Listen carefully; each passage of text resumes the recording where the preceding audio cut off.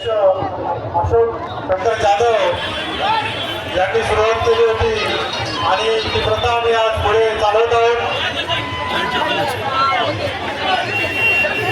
सतत 17 वर्ष गोविंदा पथकाची आणि या 17 वर्ष मुंबईतील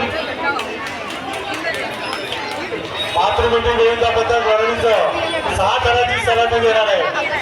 सर्वांनी हात उंच करून त्यांना संरक्षण द्यायचं आहे.